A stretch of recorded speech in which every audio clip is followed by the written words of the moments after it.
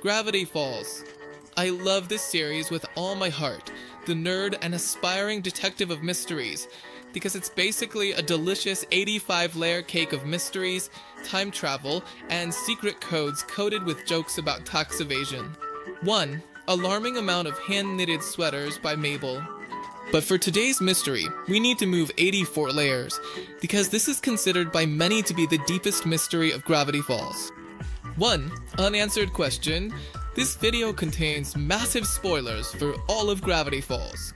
If you haven't seen the series, watch it first as it's really worth it. The question at hand is why in the first place Gravity Falls attracts so many strange things. That was the first question Dipper asked Ford when Ford offered to answer any question, and it was what led Ford to investigate Gravity Falls, taking him to the extreme of building the portal and making deals with Bill. Today's mystery was mentioned often in the show, but due to the constant adventures, it didn't receive much attention. On the contrary, in pages of Journal 3, the strange oddities of Gravity Falls are the main focus. In case you didn't know, for a few years now you can buy the journal as the best accessory in the world for Gravity Falls. Today we will be switching a lot between the series and Journal 3 to understand what the heck is going on in the town.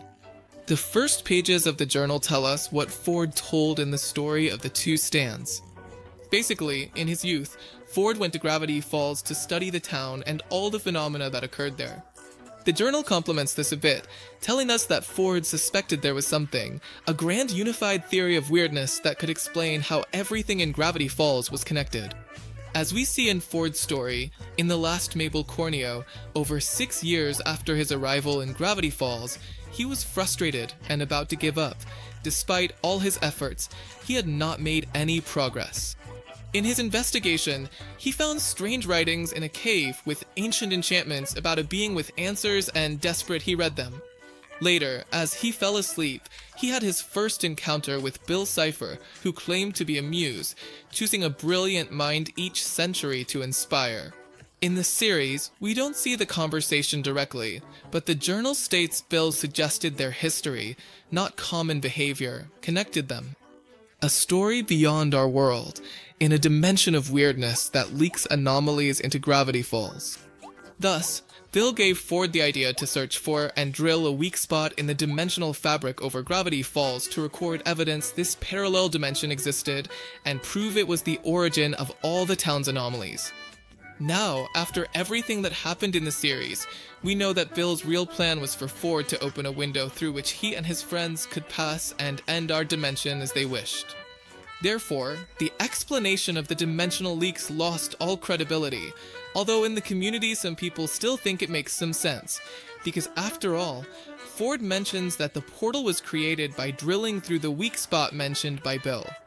But that was not Ford's only hypothesis. In the episode Dipper and Mabel vs. the Future, Ford says, according to his research, the Gravity Falls Valley formed when an extraterrestrial object crashed there millions of years ago. And then it questions whether it was this object, a ship, that caused the strange properties of the town, or if it was the other way around, if the strange properties of Gravity Falls were what attracted the ship. This small dilemma is the basis of today's mystery, because after looking at the different positions and possibilities, we end up with 3 possible explanations. The first is this attraction to the strange is a natural law, an inherent property of that area. The second is that it was indeed the ship that accidentally crashed in Gravity Falls that causes all of this. This idea is supported by Journal 3 according to Ford. His travels dimensions, he discovered that the beings who brought the ship to Earth are the Trilux Beta beings, and their existence spans between 7 and 11 dimensions at once. This is why they have a terrible sense of direction and find it very difficult to navigate in 3 dimensions, so it would make a lot of sense that the crash was just an accident. The third final explanation is that Bill told the truth and the weird things were leaking from his dimension. The journal explains that this dimension functions as a nexus or a point between other dimensions, so theoretically it could filter all kinds of things, but there is nothing conclusive. This third option is ruled out because of a property of Gravity Falls, illustrated by Ford at the end of Journal 3, in a conversation that happens shortly before his last visit to the extraterrestrial ship. To explain the true nature of Gravity Falls, Ford takes Dipper to the town's border and shows him a bag of, specifically, jelly beans. According to Ford, the universe resembles a jelly bean. Made of the same basic materials, vary in color, flavor, and conform to a pattern. Sometimes, one comes out deformed. Here, Ford takes a strange candy, shows it to Dipper, and drops the candies to the ground. The jelly beans started rolling down the hill, but the deformed jelly bean magically rolled back up the hill right to the edge of the town. So the reason for its strange properties is that Gravity Falls is a magnet for oddities. It attracts everything from deformed candies to gnomes, fairies, dinosaurs, interdimensional rifts, men with 6 fingers, and boys with strange birthmarks like Dipper. This property of magnetism explains why everyone is so strange in the town without being interdimensional creatures. It explains the arrival of Quentin Tremblay all those years ago, and it takes away all credibility from the interdimensional leaks, because clearly, its attraction to the weird also includes things from our world, like deformed candies and strange humans. We see that the world in this series is very strange, and the weirdness is not limited to Gravity Falls. Clear examples are the spider people like Darlene and the mermen who live in the Gulf of Mexico like Mermando. Gravity Falls is the point of peak concentration. Not everything comes from other dimensions. Speaking about the alien ship, the journal tells us that the ship has been the cause of many things.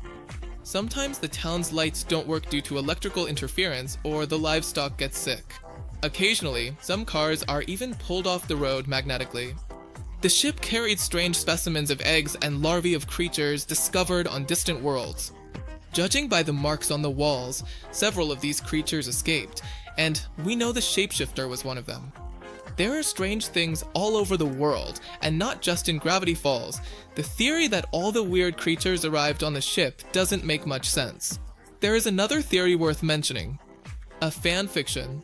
You see, in the books of Hitchhiker's Guide to the Galaxy, a franchise unrelated to Gravity Falls, there is an engine called the Infinite Improbability Drive, which causes random things to happen, like turning nuclear missiles into whales or planets into fruitcakes.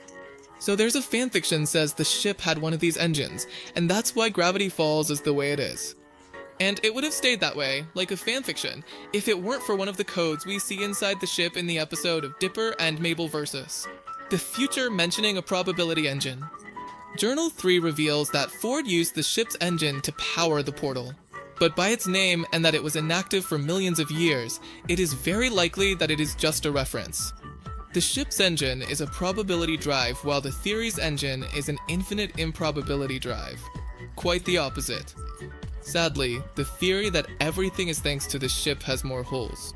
In Journal 3, Ford makes a timeline. There are the dinosaurs 65 million years ago, and the crash of the extraterrestrial ship 30 million years ago. In our world, dinosaurs went extinct 65 million years ago. There is a gap of 35 million years between the extinction event and the arrival of the ship. This is important thanks to the episode, The Time Traveler's Pig, where we see that a bunch of dinosaurs survived, preserved in sap.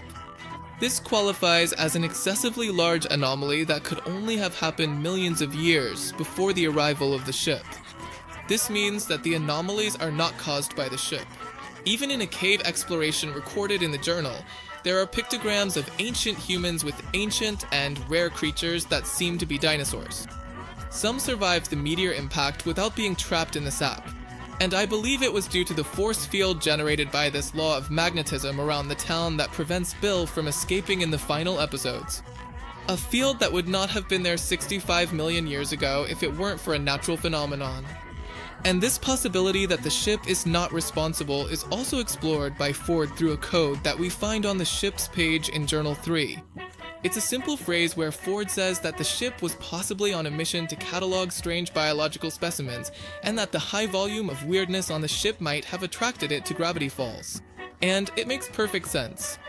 A bubble of magnetism saved the dinosaurs from dying, and millions of years later, aliens study life. But they end up colliding, releasing various strange creatures. So in the end, why does it attract so much weirdness? Well, it is evident that in the universe of Gravity Falls, weirdness is a property of matter. We know there is a field that physically attracts this weirdness, but it remains a mystery why it does so. What it seems to be is that it is like gravity. It is a natural law that simply works, although we don't exactly know why it does. At a molecular level, gravity falls is the center of this force and attracts everything from dimensional leaks to aliens and people like Toby determined. Or is it simply all the Time Baby's fault? Yes, we need a little more information we don't have, but even so, I hope you enjoyed this video. And subscribe for more videos like this. See you in the next video. Goodbye!